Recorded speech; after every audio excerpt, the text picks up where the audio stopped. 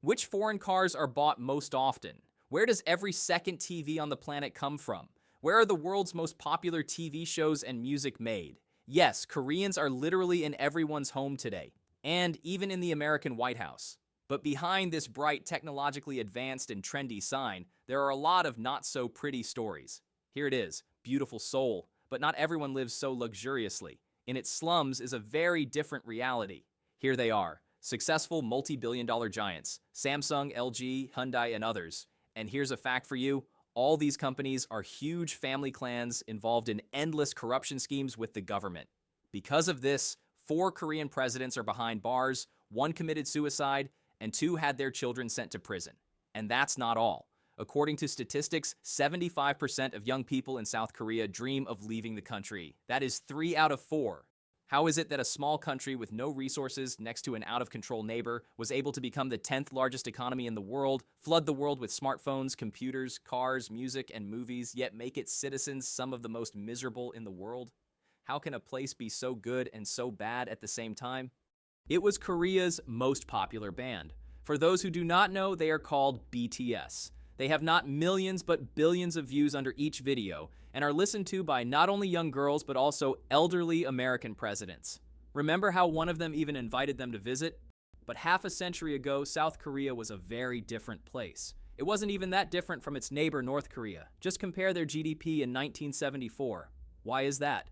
Because Seoul was ruled by dictators who tightly controlled both the economy and society. Even short skirts and rock and roll were once banned in the country that is now the birthplace of incendiary K-pop.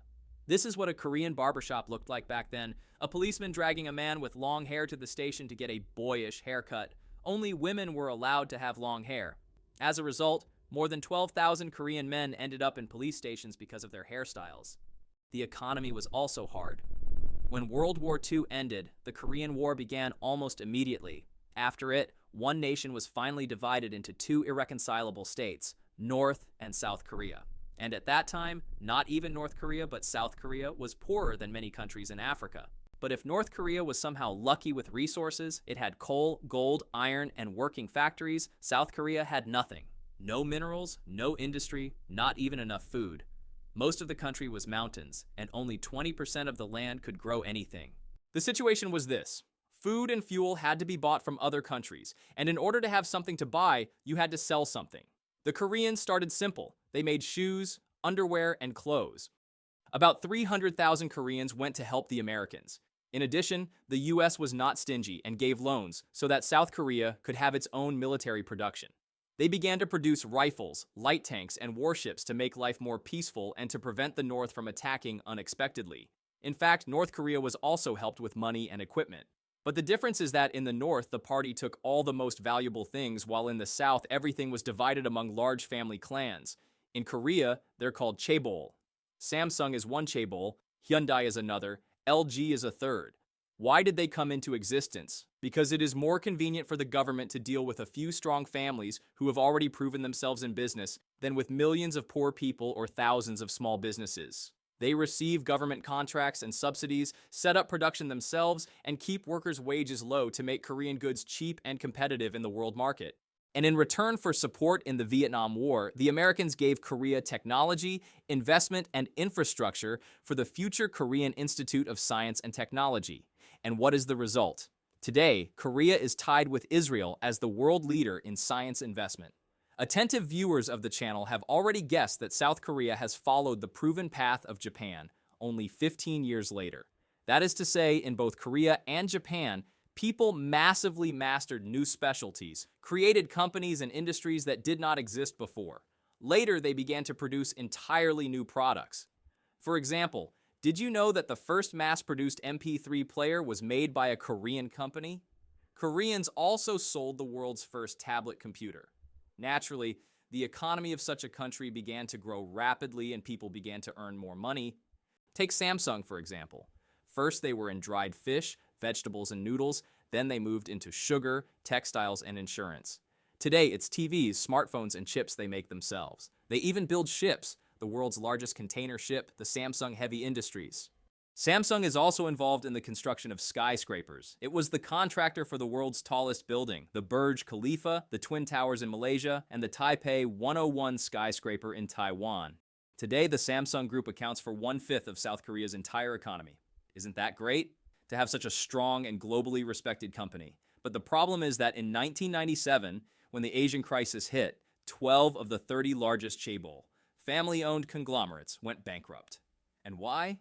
Because they were run not by the most efficient managers, but by brothers, businessmen, and other relatives who could not be torn away from the trough. Take Samsung. After the founder died, the company passed to his son and then to his grandson. It's a corporate monarchy, you'll say, but Samsung is one of the most expensive and successful companies in the world. Yes, but only as long as they're lucky enough to have heirs. The chaebol have proven to be very useful in bringing a country to its knees because it's easy for the government to control them and give them loans and aid. But if you constantly support such clans, they become lazy, their goods become uncompetitive, and the people who work for them become discontented. Here's a recent example. In 2018, hundreds of thousands of Korean workers went on strike, demanding that the government deal with the chaebol monopolies. But remember when I said that 70% of young people want to leave South Korea? Well, why?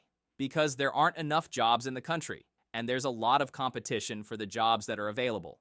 In such a situation, the chaebol can dictate any conditions to the workers. If a worker doesn't like something, they say, "Go away.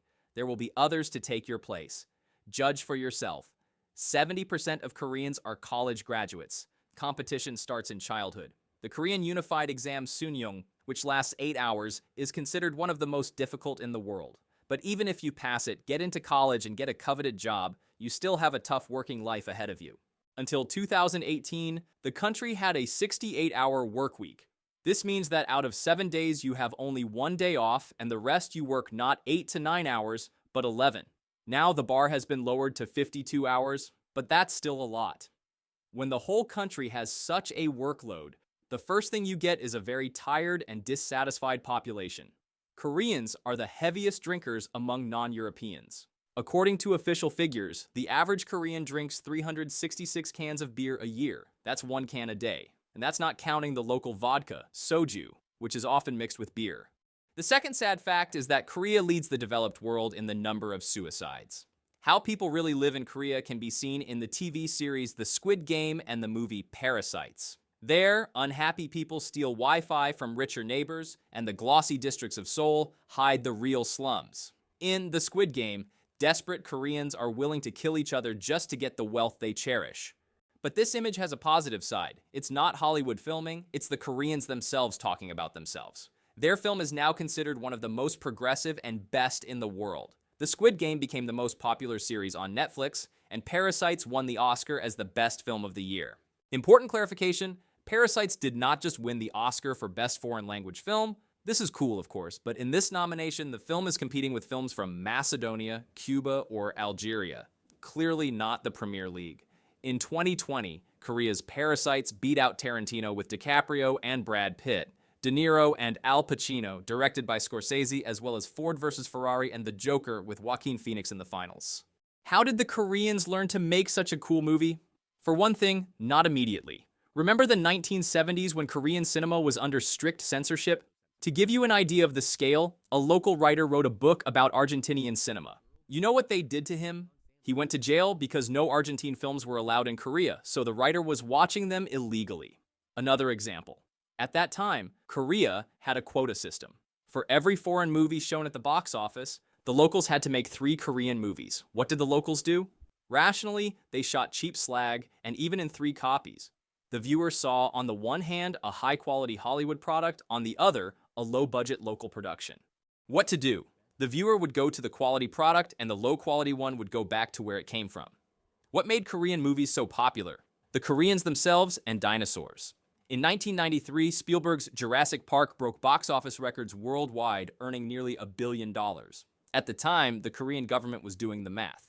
This whole circus of rubber lizards was bringing in as much as the sale of 1.5 million Hyundai cars abroad.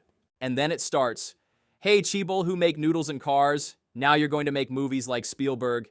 Giants like Samsung and Daewoo start to invest in movies, but they also interfere in the filming process, appointing their own actors. If it weren't for the 1997 financial crisis, they would have ruined the local film industry. But the crisis did its job. The film became ownerless and went to the people. The fact is that Koreans are wild movie fans. Even in the era of censorship, statistics show that every Korean went to the movies 6 times a year. Compare that with how often you do it.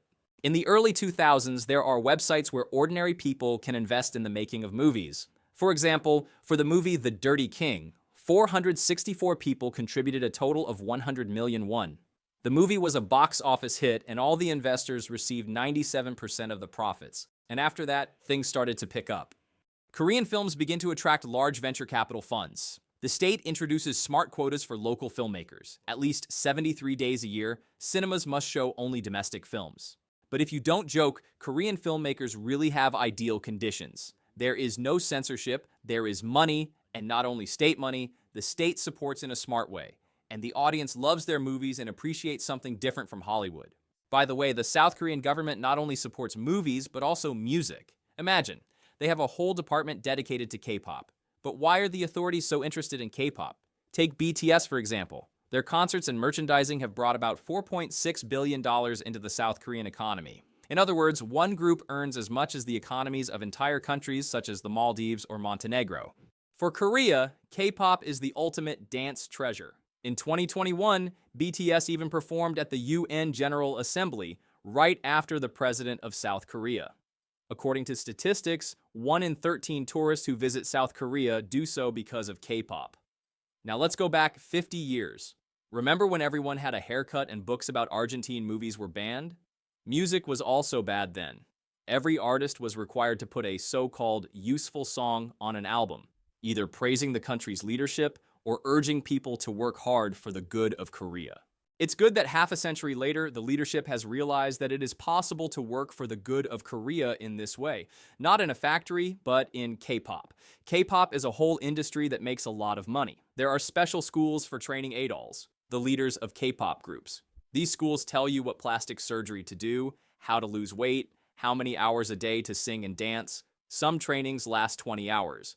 However, many K-pop singers remain poor for the first few years after their debut. It's all due to strict contracts with agencies. These contracts require artists to pay back money for training, living expenses, albums, costumes, and even food. The debut of a K-pop group cost the company around $1 million, and as new videos are shot and new songs are recorded, this debt continues to grow.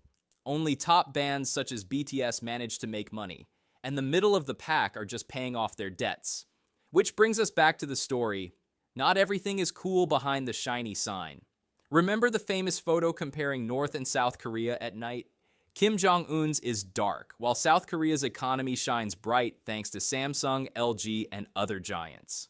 Of course, South Korea has been successful. It has begun to develop its own technology, give its citizens a sophisticated and sought-after education, and invest in infrastructure, music, and film. Korean culture is now the talk of the world. The state gave money only to its own people, but it was hard on results. But how these results were achieved is also a question. The country has never managed to make most of its citizens happy. The rich got richer and the poor got poorer. If you liked the video, don't forget to like and share it. See you in the future.